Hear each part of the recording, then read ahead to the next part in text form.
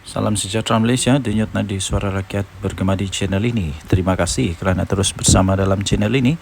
Untuk mendapatkan berita terbaru setiap hari, sila tekan butang subscribe, like dan share. Kita akan mulakan berita terkini pada hari ini. Denyut nadi suara rakyat bergema di channel ini.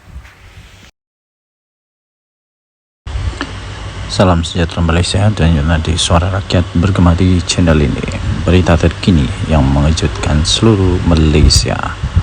Berita ini dipetik daripada sinarharian.com.my bertajuk Saya Cabar Muhyiddin dedah nama 115 ahli parlimen, kata Puan Zarkasi. Berita penuh Shah Alam dikemas kini. UMNO mencabar bekas Perdana Menteri Tan Sri Muhyiddin Mat Yassin supaya mendedahkan nama 115 ahli parlimen yang beliau dakwa telah menyokong beliau sewaktu menjadi ketua kerajaan pada ketika itu. Ahli Majlis Kerja tertingginya, Datuk Dr. Muhammad Puan Zarkasi berkata, kenyataan yang dibuat itu perlu berlandaskan fakta dan tidak hanya membuat tuduhan kosong tanpa mengemukakan sebarang bukti.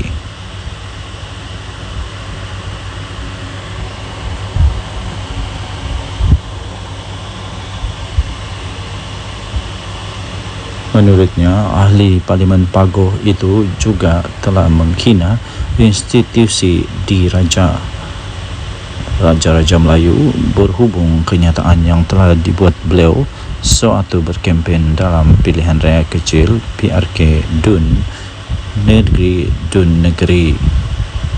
Muhyiddin menegaskan kenyataan yang dibuatnya itu di negeri adalah bukan menghina institusi Raja Melayu. Beliau hanya menyatakan sesuatu yang bersifat fakta. Kalau fakta, saya cabar Muhyiddin untuk mendedahkan semua nama-nama seramai 115 ahli parlimen yang didakwa telah menyokong beliau sebagai Perdana Menteri. Jangan syok sendiri, katanya dalam satu hantaran di Facebook beliau pada Selasa yang lepas.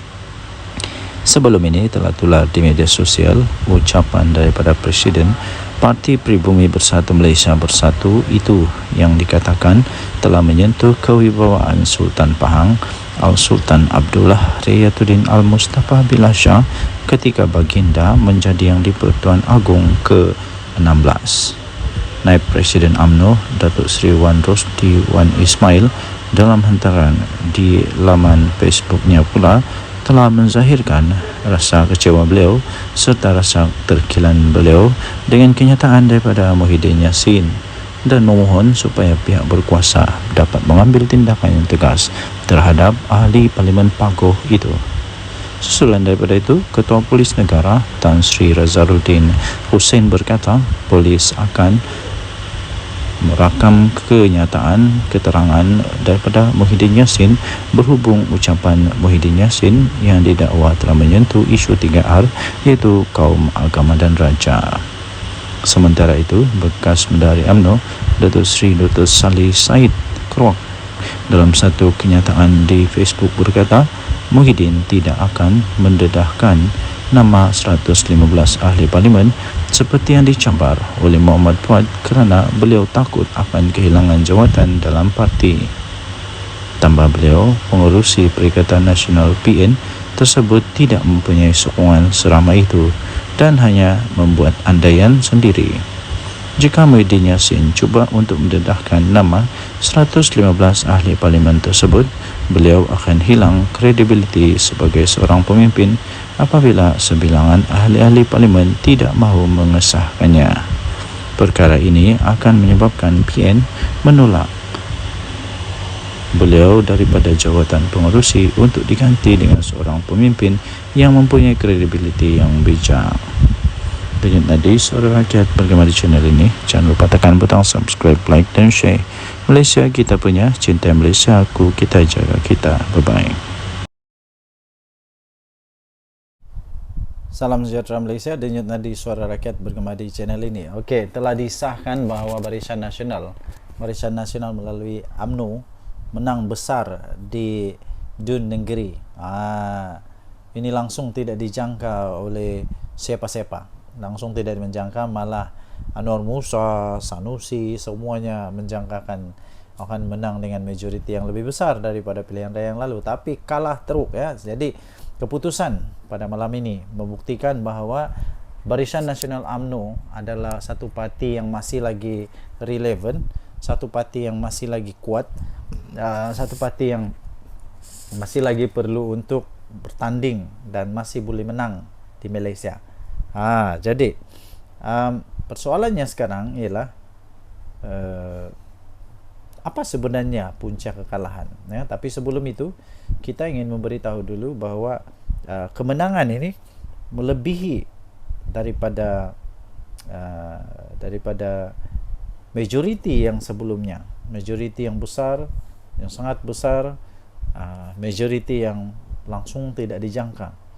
Kerana majoriti pada pilihan raya yang lalu ialah hanya 800 undi, tapi kali ini majoritinya melebihi hampir saya fikir hampir 3,000 atau lebih daripada 3,000 atau hampir 4,000 undi. Wow, ini luar biasa sekali ya. Ini cukup luar biasa dan langsung tidak diramal, tidak dijangka oleh sesiapa. Jadi tuan-tuan dan puan yang dihormati sekalian, saya sebenarnya sudah mulai mengetahui perkara itu. Saya sudah mulai perasan tentang perkara itu apabila keputusan diumumkan menyatakan bahawa di tempat orang asli, PDM orang asli, bahawa semua PDM orang asli dimenangi oleh Barisan Nasional.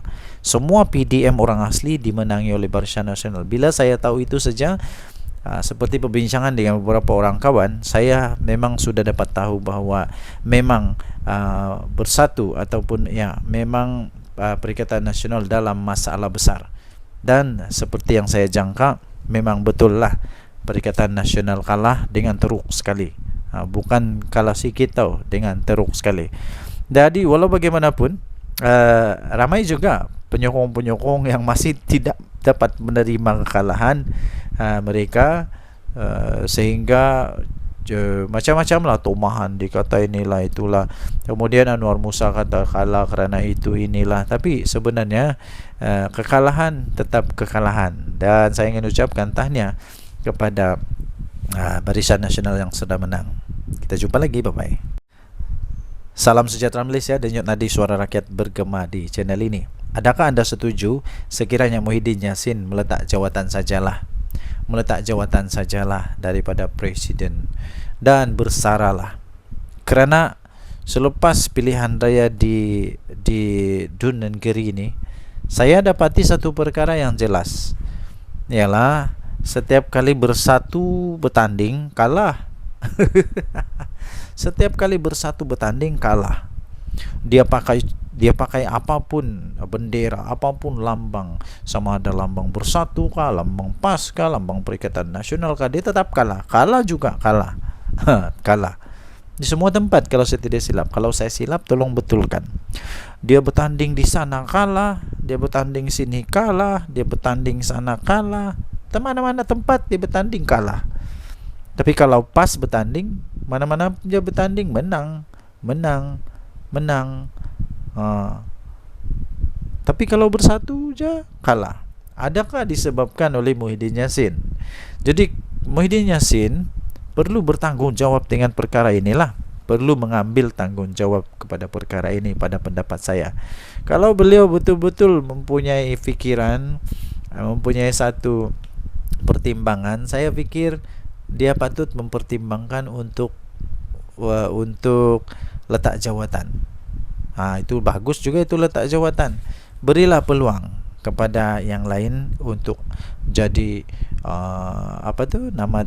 untuk jadi panglima atau jadi ketua. Ini saya pun heran, daripada sebuah parti yang tidak kuat tapi jadi presiden untuk satu gabungan politik yang memang kuat di Malaysia. Tapi dari satu parti politik yang tidak kuat pun kalah memanjang. Jadi cuba bayangkan dilema yang dilalui oleh PAS sekarang.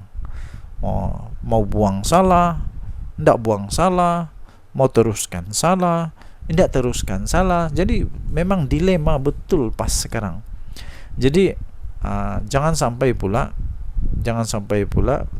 berkubur pula Perikatan Nasional. Jangan sampai pula PAS sudah fed up, sudah give up, sudah tidak dapat lagi menahan kesangsian, keraguan-raguan, dan akhirnya keluar daripada Perikatan Nasional. Kalau PAS keluar Perikatan Nasional, memang bersatu lingkup, betul. Bersatu akan betul-betul lingkup. Kalau Perikatan Nasional bubar, bersatu mau pergi mana? Bersatu mau gabung sama siapa? Semua tidak ada yang mau lagi bergabung dengan bersatu rasanya. PAS pun sama. Tiada sudah orang mau bergabung sama bersatu dengan PAS. Yang mau bergabung sama PAS mungkin UMNO lah, tapi UMNO pun tidak mau sudah. Selagi Zahid ada di sana memang tidak mau. Jadi bersatu lagi. Aduh, siapa yang mau bergabung sama bersatu? Tiada juga. Jadi saya pikir Muhyiddin patutlah untuk bersara daripada politik. Ambillah peluang untuk bersama dengan keluarga. Apa pendapat anda? Sila tinggalkan komen. Dari Suara Rakyat Bergema channel ini. Bye bye.